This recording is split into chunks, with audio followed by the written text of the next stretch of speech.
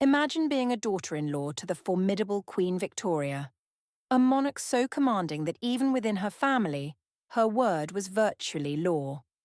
Between 1863 and 1882, 4 young women from different corners of Europe entered Victoria's family by marrying her 4 sons. Queen Victoria is often called the grandmother of Europe for her many royal grandchildren, but it bears remembering that her daughters-in-law themselves came from some of Europe's most illustrious royal houses, from an impoverished Danish princess to the only daughter of a Russian Tsar. Each of these women brought her own heritage, strengths, and challenges into the British royal fold. Queen Alexandra of Denmark, the patient Princess of Wales. Princess Alexandra Alex of Denmark came from quite humble beginnings for a future Queen of England. Born the daughter of Prince Christian of Schleswig-Holstein, who unexpectedly became King Christian IX of Denmark during her youth, Alexandra's family lived modestly by royal standards. She and her siblings grew up with thrift and simple living, even doing their own sewing, despite being of royal blood. This unpretentious upbringing endowed Alexandra with grace and genuineness that would later endear her to the British public. At age 16, Alexandra's life changed forever when Queen Victoria's eldest son, Albert Edward, Bertie, came looking for a bride. The handsome but wayward Prince of Wales fell in love with the Danish princess almost at first sight during an arranged meeting in 1861. The match initially gave Queen Victoria pause. Politically, Denmark was embroiled in a bitter dispute with Prussia over Schleswig-Holstein, and Victoria Hannah, who sympathised with her German relatives, worried that Alexandra's Danish loyalties could be problematic.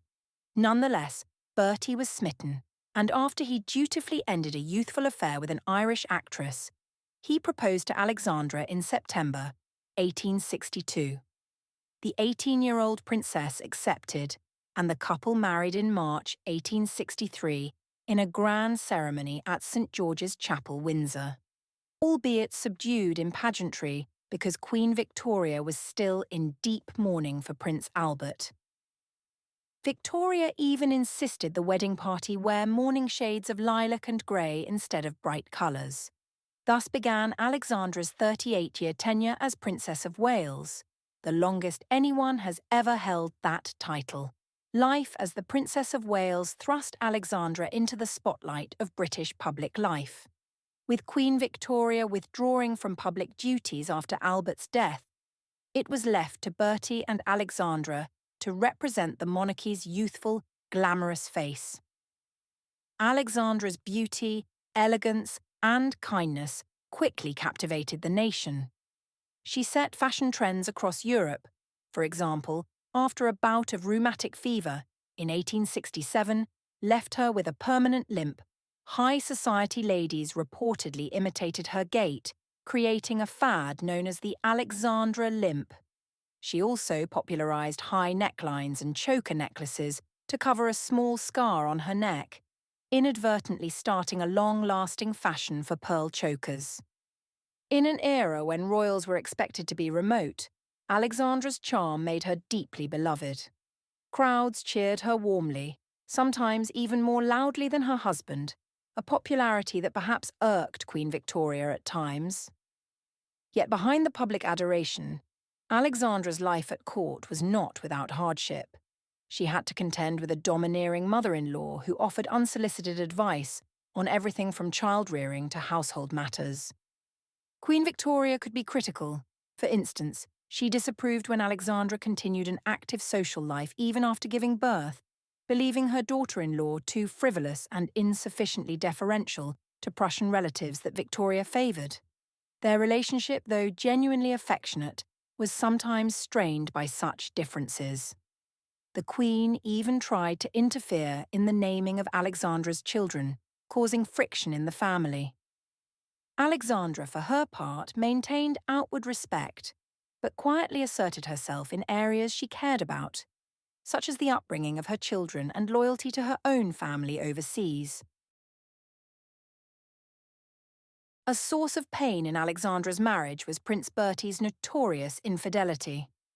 The fun-loving Prince of Wales kept company with a string of mistresses, among them society beauties like Lily Langtry, Daisy Brooke, Countess of Warwick, and Alice Keppel. These affairs were an open secret. Alexandra chose to respond with dignity and patience. She once remarked, "He loved me the most," when asked how she tolerated her husband's dalliances. Indeed, Alexandra maintained that whatever other liaisons Bertie pursued, his deepest affection remained with her.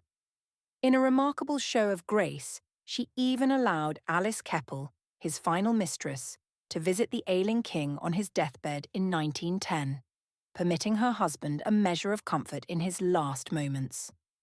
Alexandra's forbearance in the face of Bertie's indiscretions earned her public sympathy and added to the image of her as the wronged but dignified wife. She bore them with dignity, one historian noted of Alexandra's response to the infidelities, a quality that only increased her esteem in Victorian eyes. Despite personal trials, Alexandra found fulfillment in many aspects of her role. She threw herself into charity work, serving as patron to hospitals, fundraising for the poor, and popularising causes such as healthcare for the deaf. She herself had significant hearing loss from hereditary otosclerosis. Her family life brought joys and sorrows. She bore 6 children with Bertie. 2 sons would not live to old age. Her infant son, Alexander John, died just a day after birth in 1871. And in 1892, she faced the devastating loss of her eldest son, Prince Albert Victor, Eddie, to pneumonia during an influenza epidemic. Alexandra was heartbroken. Much like Queen Victoria did after Prince Albert's death, she preserved Eddie's room and personal effects exactly as they had been in his lifetime, a shrine to her departed child. Other children thrived. Her second son became King George V, and her daughters Louise, Victoria, and Maud made illustrious marriages.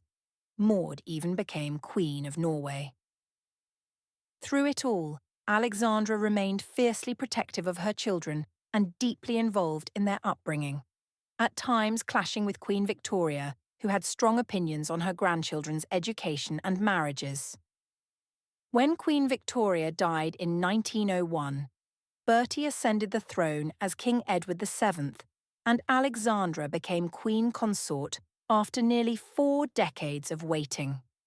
As Queen, Alexandra carried out her public duties impeccably, from state visits to hospital openings, always radiating kindness and regal glamour. Though Edward VII's reign was short, 1901 to 1910, the royal couple set a tone of elegance and sociability that defined the Edwardian era. Alexandra's age-old poise proved valuable during the 1902 coronation. When Edward fell gravely ill days before the scheduled event, Alexandra calmly stepped in to attend public engagements in his stead, so as not to alarm the nation. After surgery saved the king's life, the coronation was postponed by only a few months, a crisis deftly managed in part thanks to Alexandra's composure. Edward VII's death in 1910 left Alexandra a widow at 65. As Queen Mother during the early reign of her son, George V, she remained a revered figure in Britain.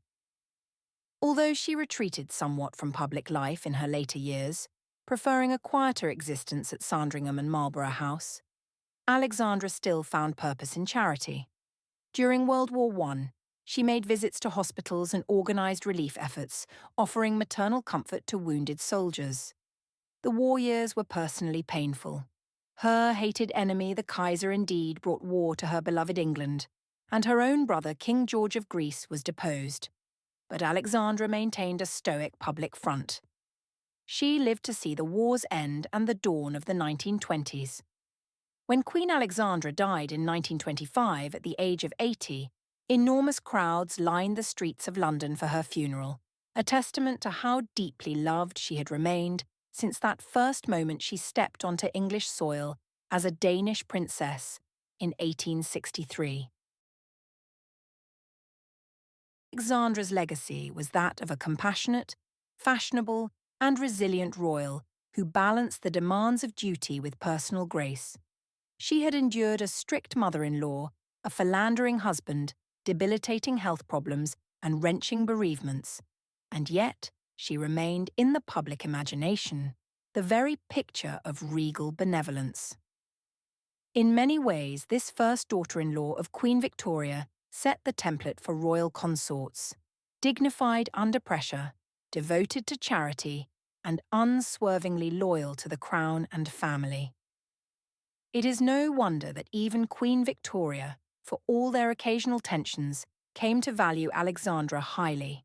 As one contemporary noted, her enormous charm made the people love her, a quality that helped secure the British monarchy's popularity during a crucial era.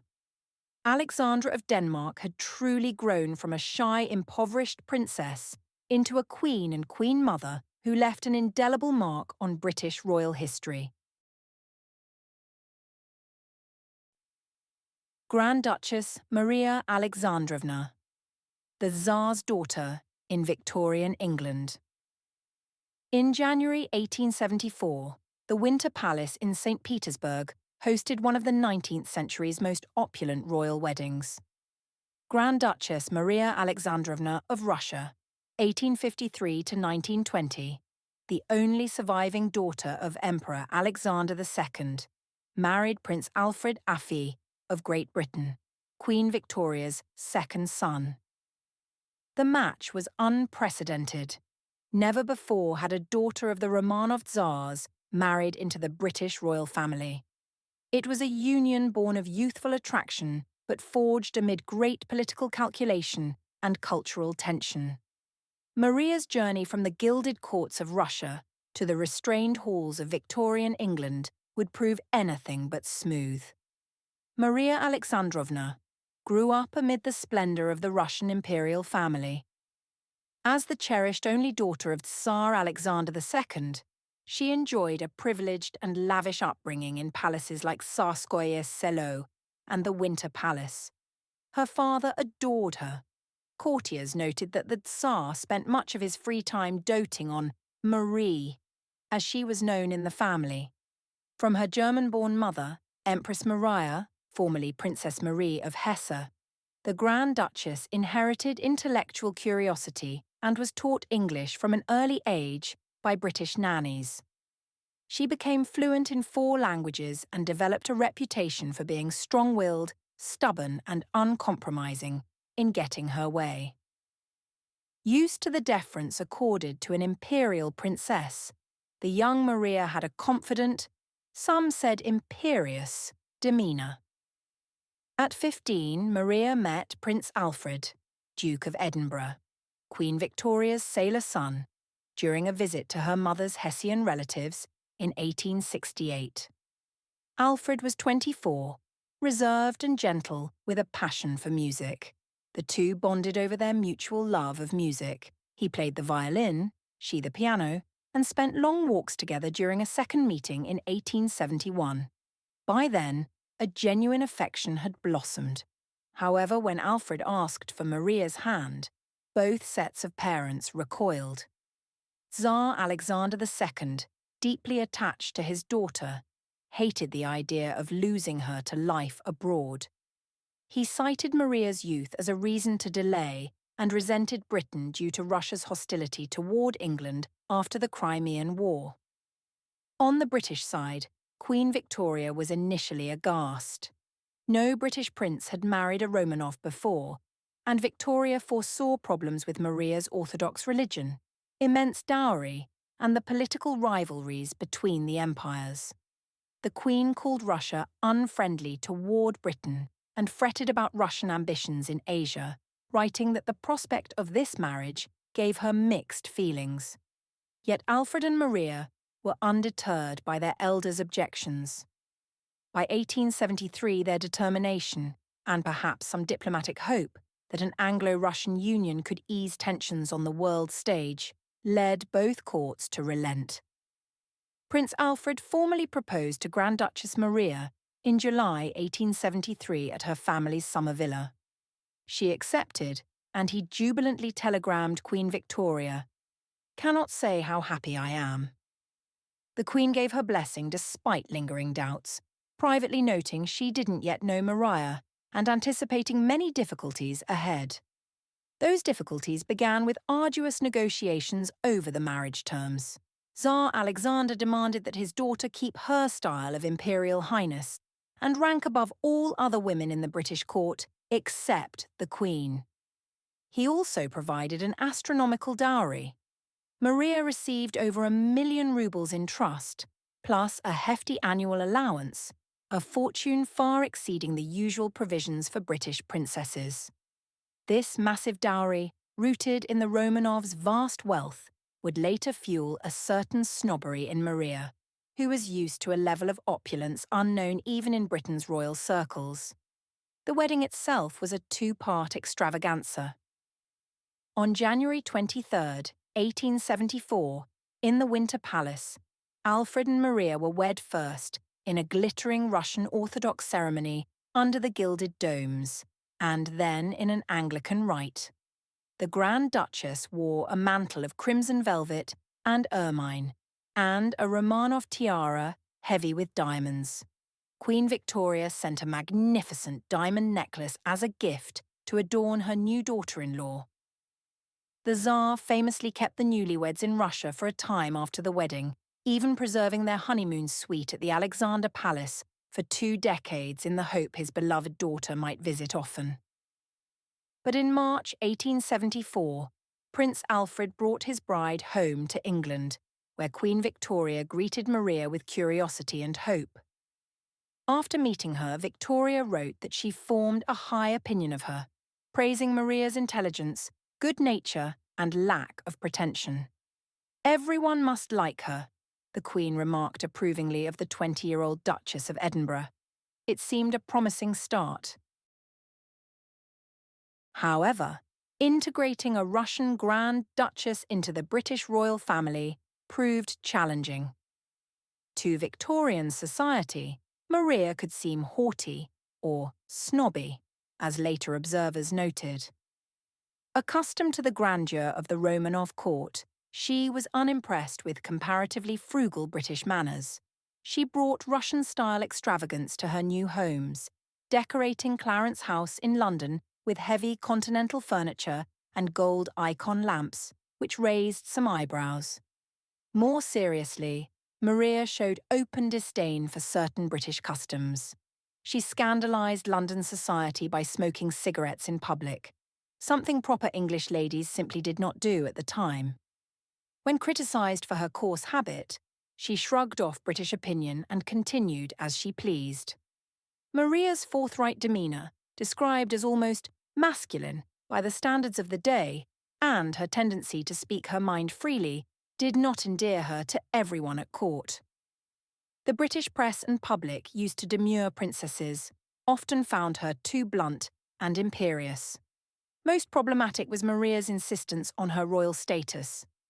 In Russia, as the Tsar's only daughter, Grand Duchess Maria had ranked above all women except her mother. Suddenly in London, she found herself expected to yield precedence to Queen Victoria's daughter-in-law, the Princess of Wales, Alexandra of Denmark. Maria bristled at this. She simply could not accept taking a back seat to Alexandra at state occasions. After all, in Maria's eyes, she was an emperor's daughter, whereas Alexandra, though the future queen, was born a mere princess of a smaller kingdom. This dispute over precedence became a bitter point of contention. Backed by her father, the Tsar, Maria at times demanded to be treated in Britain according to her Russian rank, even being styled Imperial Highness, which infuriated the Princess of Wales and caused tension in the family. Queen Victoria refused to budge on British protocol. In England, Maria was a royal duchess, her Royal Highness, and would have to accept her place behind the Princess of Wales. Resentfully, Maria did so, but the episode soured her relationship with her sister-in-law Alexandra, whom she considered a light-minded socialite. The two women developed a long-standing mutual dislike, adding a private family rivalry to the public protocol dispute. Home life for the Duke and Duchess of Edinburgh was initially pleasant enough. They took up residence at Clarence House in London and a country home at Eastwell Park in Kent. And in the first decade of marriage, Maria bore Alfred 5 children in quick succession. She was a devoted, if strict, mother. Notably, Maria defied Victorian convention by breastfeeding her babies herself, a practice at which Queen Victoria, who believed aristocratic mothers should employ wet nurses, reacted with horror. But Maria was headstrong in doing things her way. Motherhood, however, did not bind the couple closer. Maria soon discovered that Alfred, like many men of his class, including her own father, was not a model of fidelity. He frequented gentlemen's clubs and reportedly had dalliances elsewhere. Disappointed, Maria withdrew further into her own circle. The marriage, as one historian wrote, crumbled almost from the start. By the 1880s, Alfred had become a heavy drinker, growing moody and ill-tempered, and the pair often lived essentially separate lives. Maria was deeply hurt by her husband's neglect and infidelities, but for the sake of appearances, she kept up a united front. Only much later did she confide that throughout her marriage, she never felt like anything more than his legitimate mistress. The romance that had defied empires to bring them together did not last. Queen Victoria's private prediction that the couple's happiness would not last for long proved sadly true. Perhaps unsurprisingly, the Duchess of Edinburgh found greater happiness away from England. In 1876, Alfred's naval career took them to the Mediterranean when he was posted to Malta as commander of the fleet. The warm climate and relative informality of Malta cheered Maria. She gave birth to her daughter Victoria Melita on the island and wrote that life there was a refreshing break from England, where she often felt constrained and criticised. Maria also travelled frequently to visit her many royal relatives across Europe, trips that conveniently took her away from her husband. She visited Russia nearly every year, remaining very close to her father, the Tsar. Tragically, in 1881, Alexander II was assassinated by revolutionaries, and Maria rushed back to St. Petersburg to mourn him. Her loss was immense. She had been her father's favourite, and his violent death shook her to the core. In 1887, Alfred resigned from the Navy and the family moved to Coburg in Germany, anticipating a major change. Alfred was heir presumptive to his childless uncle, Duke Ernst II of Saxe-Coburg and Gotha, the Duchy of Prince Albert's family. When Duke Ernst died in August 1893, Alfred inherited the ducal throne, and Maria finally became a sovereign duchess, a position she relished. A real godsend, she called this change, delighted to at last preside over her own court in Coburg, free from the shadows of Queen Victoria and British expectations. In Coburg, Maria enthusiastically renovated castles, patronised the arts, especially theatre and opera, and engaged in charitable works such as establishing a home for the mentally disabled. No longer the junior royal at distant Buckingham Palace, she was now the First Lady of a German duchy, a role that suited her prideful nature. Her happiness in Coburg was marred, however, by personal sorrow. In February 1899, her only son, young Prince Alfred, Affie Jr., died at the age of 24, under mysterious circumstances. The official cause was listed as consumption, but rumours abounded that he shot himself during a bout of depression, possibly related to a scandal. Maria was devastated by the loss of her son and heir. Queen Victoria wrote that poor Marie has a terrible trial to bear in burying her child. Barely a year later, in July 1900, Maria's husband, Duke Alfred, died as well, after an illness exacerbated by his alcoholism. At age 46, Maria Alexandrovna found herself a widow, with 3 surviving daughters and a duchy that would soon pass to a new male line. Alfred's successor in Coburg was eventually Queen Victoria's grandson, Charles Edward. The Dowager Duchess Maria lived on in Coburg and in Europe through the tumultuous early 20th century.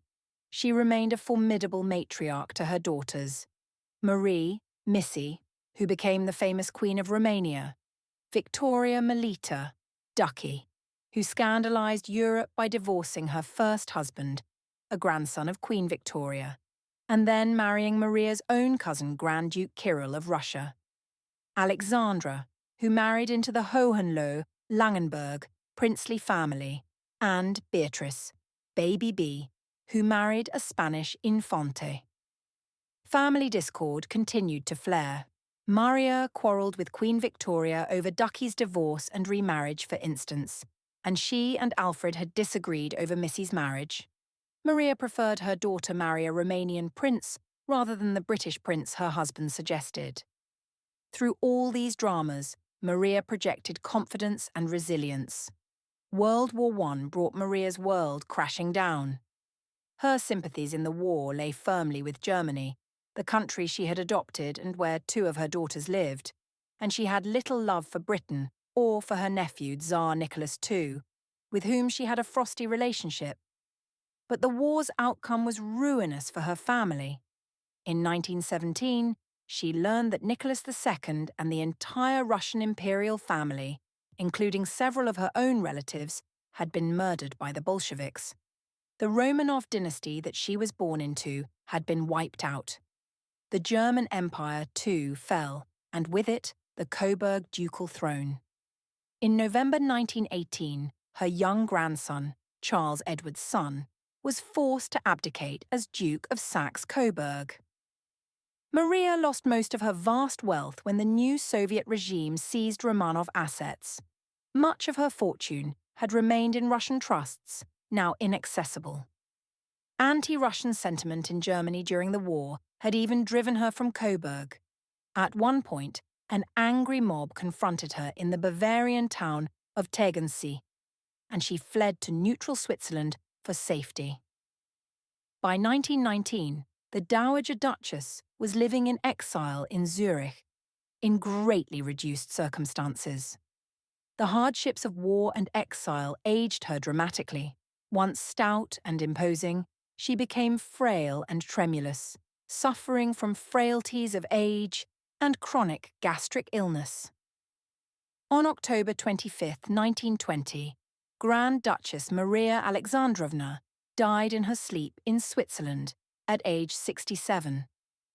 In accordance with her wishes, her body was taken back to Coburg and laid to rest beside her husband and son in the ducal mausoleum. Reflecting on her mother's life, Princess Marie of Romania wrote, "She was profoundly religious. I hope God will not disappoint her as most things and beings did in this life." It was a bittersweet epitaph for a woman who had begun life with every advantage: a doting father, immense wealth, royal status, yet found much of her journey filled with disappointment and disillusionment. Princess Louise Margaret of Prussia, a Prussian bride in the Empire's service. In March 1879, Windsor Castle hosted a royal wedding that got far less fanfare than those of the Prince of Wales or the Duke of Edinburgh, but which would bind the British and Prussian royal families together. Prince Arthur, Duke of Connaught, Queen Victoria's 3rd son, married Princess Louise Margaret of Prussia, known in England as Louise Margaret, sometimes just Louise. Though not a household name today, Louise Margaret's life offers a fascinating glimpse into the duties of a royal consort who quietly supported the British crown across the globe. Her story is one of steadfast duty, significant travel, and unsung contributions played out in the long shadow of her domineering mother-in-law. Princess Louisa Margarete Alexandra Victoria Agnes of Prussia, 1860 to 1917, was born in Potsdam into the Prussian Hohenzollern dynasty. She was a great-niece of Kaiser Wilhelm I, but her immediate family line was a junior one. In fact, Louise Margaret's parents had an infamously unhappy marriage. Her father, Prince Friedrich Karl, a famed Prussian general, desperately wanted a son. When Louise was born as his fourth daughter, Prince Friedrich Karl, in a fit of rage, beat his wife for failing to produce a male heir. The abuse was so severe that the Prussian king, the baby's great-uncle, had to intervene to prevent an official separation. Little Louise thus entered the world amid domestic turmoil. Eventually a son was born in 1865, but her parents thereafter lived largely apart, and affection was scarce in that household. Nevertheless, Louise received a princess's education with the added strictness typical of Prussian court upbringing. She was trained in multiple languages, arts, and the rigorous social etiquette of the Hohenzollerns. By the late 1870s, she was of marriageable age, and Queen Victoria, ever on the lookout for suitable matches for her children, took notice. Prince Arthur, Duke of Connaught, first met Princess Louise Margaret in 1878. Arthur, an easygoing career army officer, had remained a bachelor into his late 20s, unusual for a Victorian prince. Queen Victoria initially had reservations about Louise Margaret as a daughter-in-law. The young princess was not considered a great beauty. Victoria noted she had rather plain looks and some broken teeth, hardly a flattering description. More concerning was the potential scandal attached to Louise's family. Her parents' estrangement and her father's brutish behaviour were hardly ideal references. The Queen did not relish tying the royal family to what she called unpleasant family matters in Prussia. Yet Arthur was fond of Louise, and, importantly, the match had dynastic appeal. It linked Victoria's offspring to the Prussian royals at a time when Britain and Germany were on cordial terms. In the end, Victoria consented. When Arthur and Louise wed at St. George's Chapel, Windsor, on March 13th, 1879, the Queen took pains to welcome her new daughter-in-law kindly. She gifted Louise Margaret a magnificent diamond tiara and pearl pendant, ensuring the Prussian princess shone with appropriate splendour on her wedding day. Thus, Louise Margaret became Her Royal Highness, the Duchess of Connaught and Strahearn. The early years of her marriage were spent far from the public spotlight of London. Arthur was a professional soldier, and Louise spent the first 20 years of their marriage accompanying her husband on his various military assignments around the British Empire. In essence, she became a nomadic military wife, albeit one of royal status. The couple set up temporary homes in distant postings such as India, Egypt, and Canada whenever Arthur's career demanded. They did maintain a base in England, Bagshot Park in Surrey as their country seat, and Clarence House in London. But much of the time they were abroad. Louise proved adaptable and dutiful in these travels. Life on the move could be challenging, packing up households, dealing with tropical climates or colonial social scenes. But she rarely complained publicly. Instead, she devoted herself to supporting Arthur and engaging with the local communities as a representative of the Crown. Louise and Arthur had 3 children in the 1880s, Margaret, Arthur Jr. and Patricia. Family life had to mesh with military life. For instance, their first child, Margaret, was born in London in 1882, but their son was born in 1883, while Arthur was posted in India. Some historians note that Louise, though loving, had difficulty bonding with her children in their early years, possibly due to the frequent moves and the practice of leaving the very young in England while she accompanied her husband abroad. However, whenever circumstances allowed, Louise took an active role in her children's upbringing. She was a conscientious mother who insisted on solid education. Her daughter Margaret would recall that her mother was affectionate, but instilled in them a sense of discipline and service. Indeed, all 3 children grew up to embody a spirit of duty. Princess Margaret of Connaught, married the Crown Prince of Sweden, becoming Crown Princess Margareta, an ancestor of today's Swedish and Danish monarchs. Prince Arthur of Connaught became a British military officer and Governor-General. And Princess Patricia, after years of royal service, made an unorthodox but happy marriage to a commoner. Louise Margaret's legacy thus extended into the modern royal families of Europe. Through Margaret, she is a great-grandmother of Sweden's king, Carl XVI Gustaf, and Denmark's Queen Margrethe II. The Duchess of Connaught's most significant chapter came in 1911, when Prince Arthur was appointed Governor-General of Canada. For the first time, a member of the British royal family would serve as the Crown's viceroy in Ottawa, and Louise became Canada's vice-regal consort. She and Arthur, along with their youngest daughter Patricia, moved into Rideau Hall in Ottawa and enthusiastically took up their new roles. Louise approached her Canadian duties with energy. She hosted countless official events, travelled extensively across the vast country, from the Maritimes to the prairies, and endeared herself to Canadians with her down-to-earth manner. She particularly threw herself into the charitable works. During World War I, which broke out during their tenure in 1914, the Duchess of Connaught sponsored Red Cross hospitals for the Canadian Expeditionary Force and served as patron or fundraiser for organisations aiding soldiers and their families. She famously knitted socks and rolled bandages alongside other Canadian women, setting an example of hands-on wartime service. One Canadian encyclopedia notes that she personally sponsored medical units that cared for the wounded, underscoring her compassionate engagement in a time of crisis. Louise Margaret's time in Canada, however, was cut short by ill health.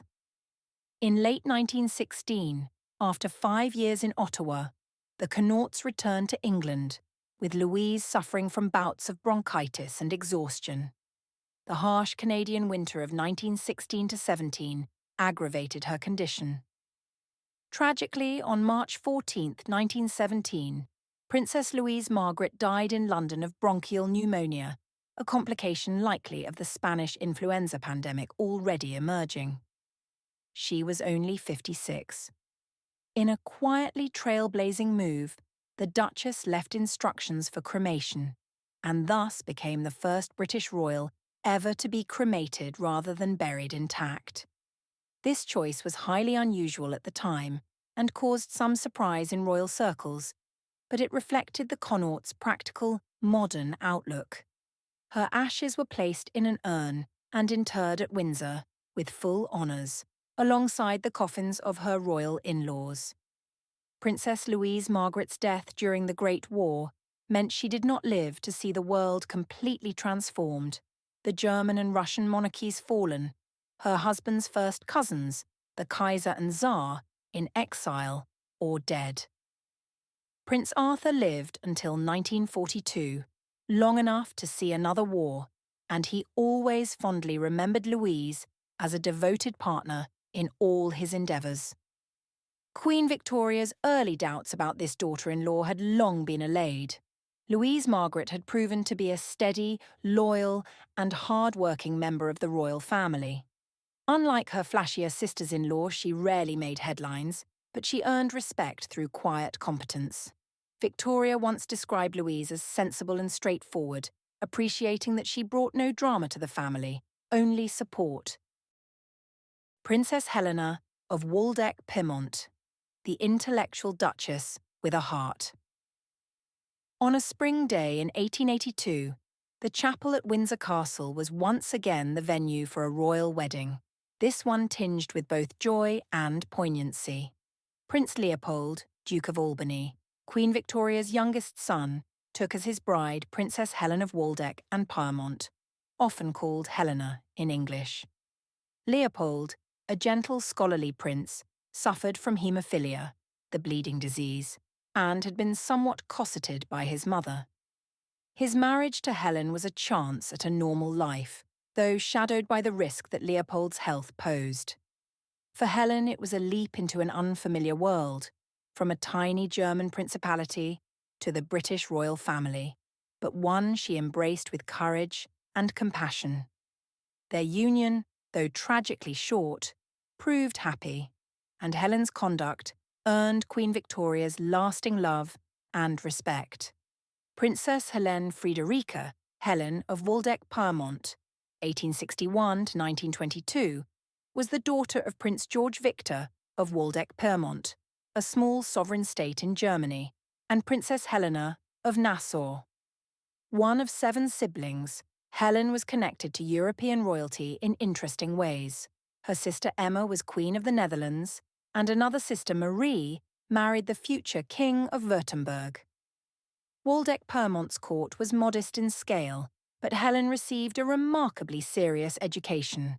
Her father was a progressive ruler who even appointed Helen, while still a teenager, as superintendent of the principality's infant schools, a role in which she helped design educational curricula. Intellectually inclined, Helen enjoyed solving mathematical problems and reading philosophy. This earned her a bit of a blue-stocking reputation. Crown Princess Victoria of Prussia, Queen Victoria's eldest daughter known as Vicky, affectionately warned her mother that Helen was an intellectual. Queen Victoria initially found that description worrisome. She imagined an overly serious, perhaps pedantic princess who might not fit into the family. The Queen was also concerned that such a brainy young lady might be aloof or lack warmth.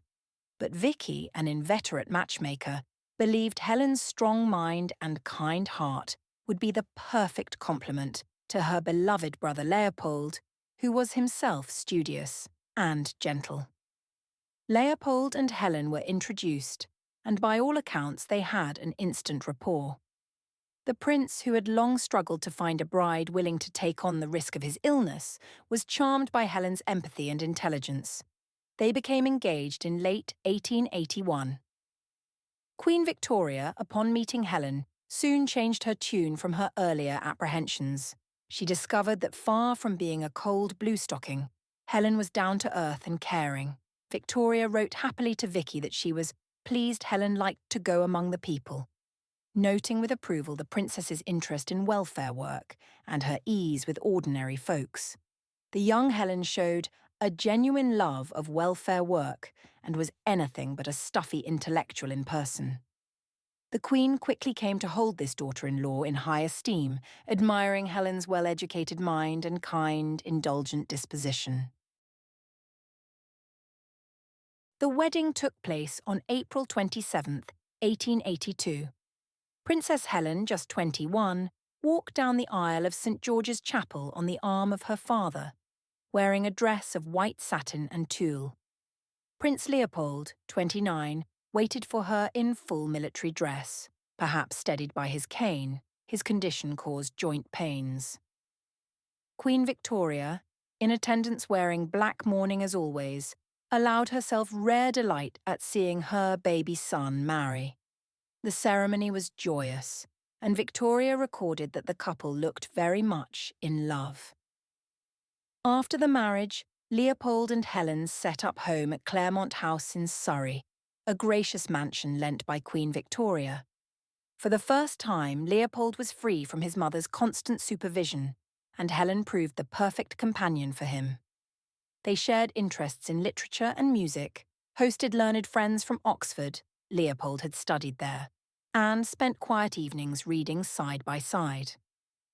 Leopold proudly introduced Helen to his circle of scholars, delighted that his wife could hold her own in conversation with theologians and philosophers. Though Helen was of a younger generation, the professors were impressed by the Duchess of Albany's erudition and genuine curiosity. She maintained these intellectual friendships even after Leopold was gone. The couple's happiness was palpable, but so was the fragility of their time together. Leopold's haemophilia meant any small injury could be fatal, and he often suffered ill health. Helen took on the role of gentle nurse and watchdog, encouraging him to be careful without diminishing his sense of independence. In 1883, Helen gave birth to their first child, Alice, named after Leopold's late sister. Queen Victoria rejoiced at the arrival of another grandchild and noted how well Helen was doing as a mother and wife. By early 1884, Helen was pregnant again. That winter, on medical advice, Prince Leopold travelled to the south of France, seeking warmer weather for his joints. Helen, advanced in pregnancy, stayed in England. In Cannes in March 1884, tragedy struck. Leopold slipped and fell. Some accounts say he slipped in his yacht, others that he fell in a club. And due to his haemophilia, the internal bleeding in his brain could not be stopped. He died suddenly, at just 30 years old. The news devastated Helen. Their marriage of barely 2 years was over, and she was a widow at 23. Equally crushed was Queen Victoria, who had adored Leopold, and now turned an even more protective eye towards the widowed Helen. In July 1884, Helen was delivered of a healthy son, born 4 months after his father's death. She named him Charles Edward. The Queen comforted Helen through her confinement, and the two women grew very close in shared grief. Victoria wrote of Helen's strength and sweet demeanour in sorrow, calling her "my dear Helen," and admiring how bravely she bore her misfortune. Despite her own heartbreak, the Duchess of Albany, as Helen was now styled, devoted herself to helping others. True to the promise Queen Victoria had seen, Helen vigorously continued her welfare work and charitable activities. In 1894, she was a founding member of the Deptford Fund, an organisation aimed at improving the lives of London's poorest through housing and employment programmes.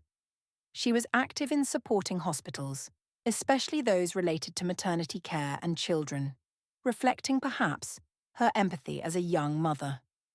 Helen also became an important figure in the extended royal family, a stalwart presence at gatherings and a beloved Aunt Helen to Victoria's many grandchildren. She never remarried. By all accounts, her brief experience of wedded happiness with Leopold remained a cherished memory she did not wish to replace. Instead, she poured her love into her children and her work.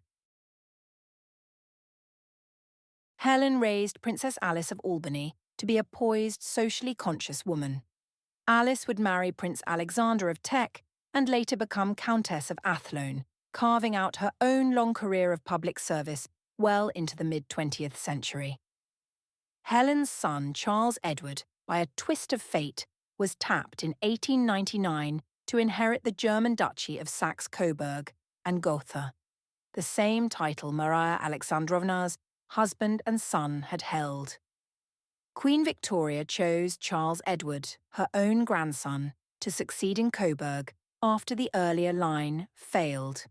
So in 1900, at just 16, young Charles Edward was sent to Germany to assume his ducal responsibilities. It was undoubtedly painful for Helen to see her only son leave England to be educated and raised as a German duke. Nevertheless, she supported his destiny, travelling with him to Coburg initially and ensuring he was settled with suitable guardians. In a sad coda, Charles Edward would later fight against Britain in World War I and lose his titles, but that was long after Queen Victoria and Helen had both passed on. During the Edwardian period and into the World War I years, Helen remained in England and continued her quiet good works.